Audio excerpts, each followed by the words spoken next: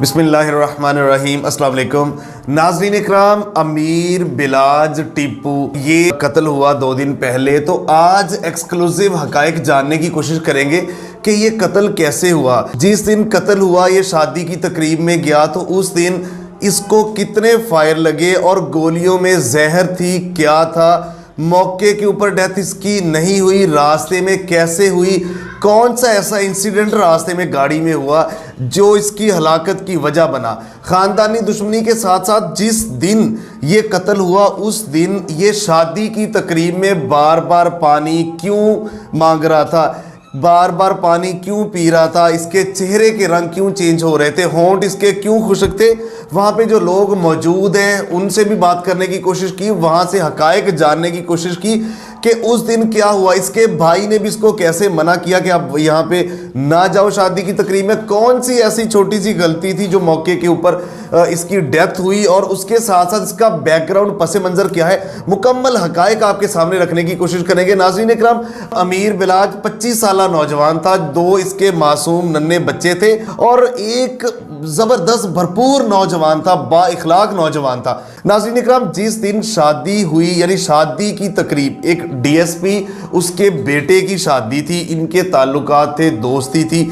ये शादी की तकरीब में जब घर से निकला तो इसके भाई ने, इसके 2 छोटे भाई हैं, इसका छोटा भाई एडवोकेट है, उसने इसको मना किया कि भाई आप ना जाएं। और उसके बाद उसने ये भी कहा आप अगर जा रहे हैं तो आप गनमैन बॉडीगार्ड आपके साथ है, आप गन्ने ज़्यादा लेके जाएं। तो उसने सख्ती से उसको डांट दिया, मना कर दिया कि भाई आप क्या, मुझे सारी दुनिया ये कहेगी कि मैं बदमाश हूं तो मैं क्यों शो ऑफ करवाऊं। इसने 2-3 पिस्टल ही इसके गार्ड्स के पास थे, 3-4 पिस्टल, उन्हीं से ये वहां पे गया था शादी की तकरीब में। क्योंकि जब इससे मीडिया के बहुत सारे प्रोग्राम हुए और उन प्रोग्राम्स में इससे पूछा गया कि आप इतना शो ऑफ करवाते हैं तो कौन से बदमाश है, क्या दुश्मनी है, क्या कुछ है। तो इन चीज़ों से ये जो है ना थोड़ा सा इरिटेट होता था कि मैं क्यों इतना शो ऑफ करवाऊं। तो वहाँ पे जब ये शादी वाले दिन पहुँचता है तो उसके बाद खाना खाने के बाद वहाँ से ये वापसी के लिए निकलते हैं तो एकदम से सामने से बहुत सारे लोग, जैसे एक मशहूर शख्सियत के गिर्द घेरा तंग होता है, लोग आते हैं इसकी सेल्फी लेने के लिए आए। एक आदमी इसके करीब आया, वीडियो में देखा जा सकता है, करीब सेल्फी लेने की कोशिश कर रहा था तो दूसरी तरफ से आदमी ने ब्रेस्ट मारा तो इसके सीने पे गोलियां लगी। 2 लोग बताए जा रहे हैं, कोई 3 बता रहे हैं। तो इसको ब्रेस्ट लगा, 4 गोलियां इसके लगी, एक सीने से शोल्डर से होती हुई पीछे की तरफ भी निकल गई। तो 4 गोलियां लगने के बाद ये गिरा है। वहां से फिर भागम दौड़ में इसको उठाया, गाड़ी पे लेके जना हॉस्पिटल की जानिब दौड़े हैं। तो रास्ते में ये नौजवान जो इस दारे फानी से कूच कर चुका होता है। तो बताया जाता है कि जो गोलियां 4 उसके जिस्म के अंदर पेवस्त हुई थी, उन गोलियों में जहर भी लगी हुई थी जिसकी वजह से उसके बचने के चांसेस बिल्कुल भी नहीं थे। तो ये चला जाता है। तो नाज़रीन इकराम, सूरत हाल मैं आपको बताता चलूँ, थोड़ा सा पस मंजर में आपको आगाह करने की कोशिश करता हूँ। इसका दादा अब्बू जो था वो था बिल्ला ट्रक्का वाला, लाहौर का मशहूर था हर हवाले से। और मैं आपको एक चीज़ और बताऊं, जिस तरह इंडिया में अंडरवर्ल्ड की एक दुनिया है ना, लाहौर अंडरवर्ल्ड बहुत ज़्यादा फेमस है।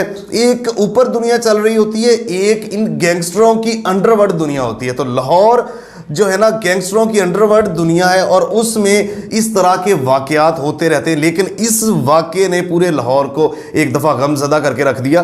तो नाज़रीन इकराम, सूरत हाल ये हुई कि मैं इसके दादे के ऊपर चलते हैं, बिल्ला ट्रक्का वाला। उसकी 1998 में डेथ होती है और उसके पीछे भी यही चीज़ें कारफरमा होती हैं, ख़ानदानी दुश्मनी और जो अंडरवर्ल्ड की इनकी गैंग्स हैं उनकी आपस में जो है ना मुखालफतें, और इनकी उसकी डेथ होती है। उसके बाद 2010 में इसके वालिद टीपू जो एक पहलवान भी था, टीपू ट्रक्का वाले की 2010 में डेथ होती है। इसी ख़ानदानी दुश्मनी की वो भींट चढ़ते हैं और उसके बाद अब 2024 में उसके जवान साला बेटे 25 साल गालबन उम्र बताई जा रही है बालाज की, उसकी डेथ होती है। छोटे उसके 2 मासूम बच्चे हैं। तो नाज़रीन इकराम, ये स्टोरी है, पस मंज़र है। अगर एफआईआर की बातें करें तो एफआईआर जो है उसमें गोगी भट्ट, तैफी भट्ट का नाम बताया जा रहा है। और जो गिरफ्तारी हुई है गोगी भट्ट के बहनोई नदीम वाई, एक फेमस टिकटॉक स्टार है नदीम वाई, एक अपने मखसूस स्टाइल से जाने जाते हैं।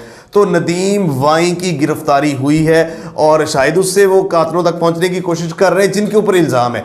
तो ये बैकग्राउंड है और उसमें एफआईआर में जिनका नाम है, जिन्होंने कत्ल करवाया, वो गोगी भट्ट और तैफी भट्ट का नाम है। तो मुकम्मल में आपको डिटेल से बताने का मकसद ये था कि अगर आप देखिए, ये कुछ चीज़ें होती हैं जो ख़ानदानी तौर पे विरसे में मिलती हैं।